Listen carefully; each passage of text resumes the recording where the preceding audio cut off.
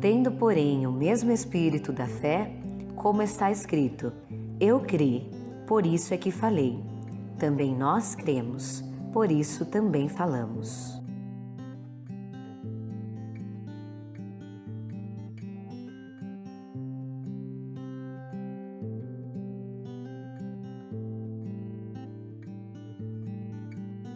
Olá, eu sou a Maria. Olá, eu sou a Andréa. Hoje eu vou falar um pouco do que Deus fez na minha vida. Para isso, eu escolhi um versículo para a gente meditar. Está em Números, capítulo 15, versículo 30, que diz assim: Mas a pessoa que fizer alguma coisa atrevidamente, quer seja dos naturais, quer dos estrangeiros, injuria ao Senhor. Tal pessoa será eliminada no meio do seu povo. Pecar atrevidamente no hebraico significa literalmente agitar o punho no rosto de Deus, desafiando ele a fazer alguma coisa. E eu pequei dessa forma.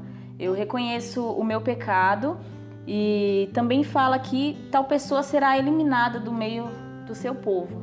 Isso, as leis de Moisés, elas eram bem severas, elas eram bem duras realmente. E como nós sabemos, Deus não faz nada sem um propósito. E o nosso Deus, ele é muito ilustrativo, muito didático. Então todas as coisas existem para que nós entendamos melhor o que as Escrituras querem nos dizer. E aqui a consequência do pecado, ela não é o principal, mas o desejo de que as pessoas não pequem, né? É como uma mãe que diz ao filho: filho, se você fizer tal coisa, você vai ficar de castigo. Essa mãe naturalmente não quer castigar, né? Muitas pessoas diriam: por que Deus é assim, né? Tão vingativo de permitir que aquele que cometesse um pecado fosse eliminado do meio do seu povo, né? Então nós entendemos isso. Na verdade, a intenção era que essas pessoas não pecassem atrevidamente. É que pelo menos por temor a Deus, elas evitassem pecar contra Deus. Sim. Eu nasci num lar bem religioso, então fui ensinada a ir à igreja, fazer coisas boas, e eu cresci com esse conceito legalista de que se você obedecer, se você fizer as coisas certas, você é justo, né? E Deus me mostrou que não é pelos meus méritos, não são pelas minhas obras, porque eu sou injusta, eu sou pecadora. Até as boas obras que eu faço são dadas por Ele. Eu desejo isso porque Ele colocou isso no meu coração e eu as faço porque Ele me permite fazer.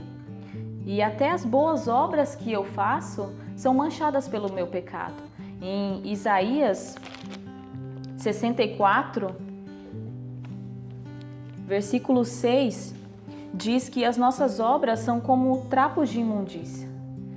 Trapos de imundícia antigamente eram considerados como os trapos, panos que as mulheres usavam para conter sua menstruação. Então é algo nojento, é algo sujo. E eu achava que eu era justa porque eu fazia as coisas certas. E Deus me mostrou que não é por mim, é por Ele. Quando eu entendi que eu sou salva pela graça, o favor imerecido, que eu sou salva porque Ele me tirou desse meu orgulho, do meu pecado, e Ele me deu uma nova chance de acertar, de fazer tudo novo. O meu orgulho caiu por terra, porque eu achava que era pelo que eu fazia e não pela graça dele. E é importante que a gente reflita mesmo sobre esse texto de Isaías 64, versículo 6, porque ele fala que nós todos, como impuro.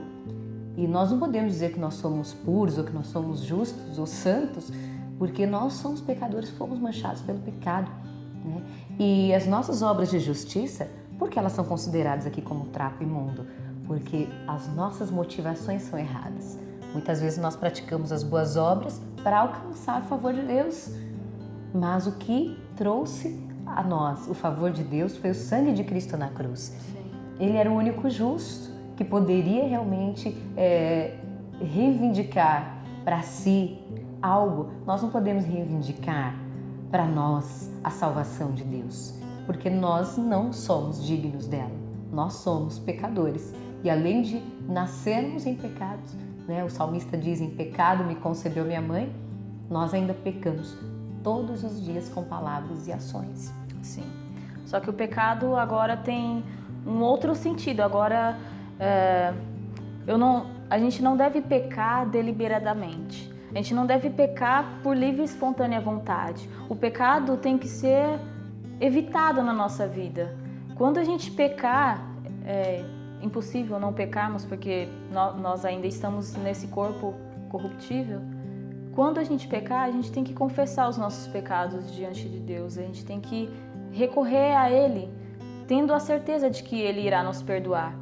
Então, hoje, eu vejo a graça de Deus. Hoje minha vida é transformada porque eu entendi o que é a graça. Eu entendi que eu não mereço nada, mas não é pelo que eu mereço, é pelo que Deus é. Deus é bom e por isso Ele me abençoa. Vamos meditar no versículo que está em Marcos, capítulo 8, versículo 34, onde Jesus diz: se alguém quer vir após mim, negue-se a si mesmo, tome a sua cruz e siga-me. Eu conheci o Evangelho, eu entendi quem é Jesus, que Ele me ama, independente de quem eu sou, Ele me ama e Ele não espera nada de mim, porque Ele sabe que o máximo que eu posso dar não é nada do que Ele é digno de receber. Então, eu quero servir a esse Jesus, eu quero entregar minha vida para Ele, eu quero viver para Ele. E Ele diz que quem quer ser discípulo dEle tem que negar a si mesmo, tomar a sua cruz e segui-lo. Negar a si mesmo é difícil. Quando você deseja algo, e o nosso coração é propenso ao pecado, então a gente vai desejar coisas pecaminosas constantemente. E a gente tem que negar isso para fazer a vontade dEle, não a nossa. Quando aqui a Bíblia diz: tome a sua cruz, cruz é símbolo de maldição, de dor, de sofrimento. Então, quando você deseja algo pecaminoso, é você mortificar aquele desejo, você não fazer, não alimentar para fazer a vontade de Deus e seguir Jesus. É uma caminhada contínua, não cessa aqui, né? Aqui nós estamos de passagem e por mais que seja difícil, vale a pena servir a Deus, porque o que Ele tem preparado para os seus filhos, nem ouvidos ouviram, nem olhos viram, nem jamais penetrou no coração. A gente não consegue imaginar nem mensurar o que Ele tem preparado para nós no céu. Será maravilhoso. Então, eu quero encorajar você com esse vídeo a deixar o seu pecado, a levar isso a sério, porque é uma ofensa a Deus. Deus é santo, Deus odeia o pecado. E quando nós pecamos conscientemente, isso é mais grave ainda, porque a gente escolhe pecar. E nós somos filhos de Deus, nós temos que ser parecidos com Ele, sermos santos e não pecadores.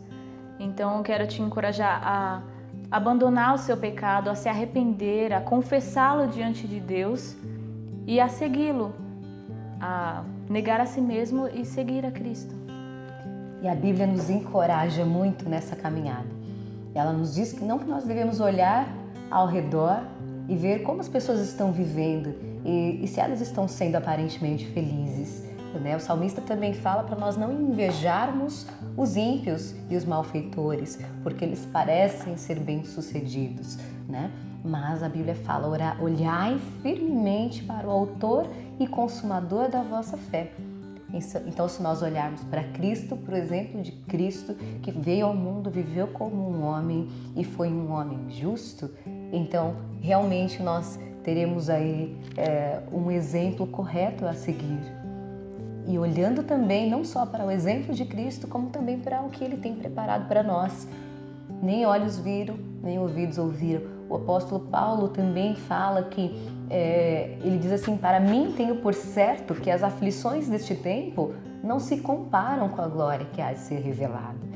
Então até a natureza aguarda, como nós já falamos, né, nos nossos estudos de Romanos, que a própria natureza geme e aguarda com expectativa a revelação da glória de Deus.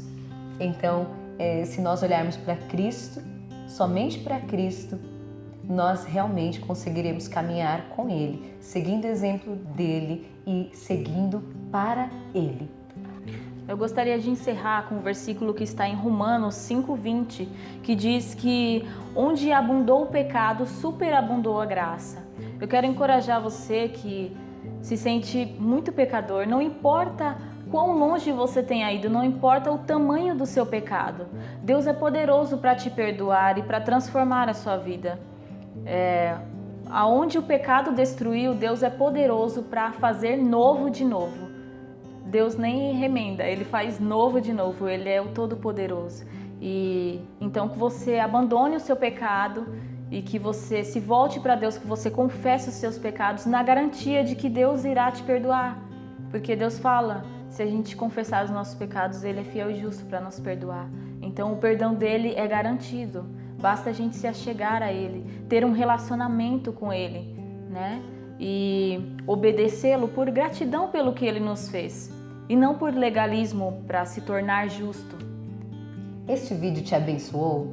Então não deixe de se inscrever, de curtir, deixar o seu comentário e recomendar para os seus amigos para que eles sejam abençoados também. Eu creio. E falo.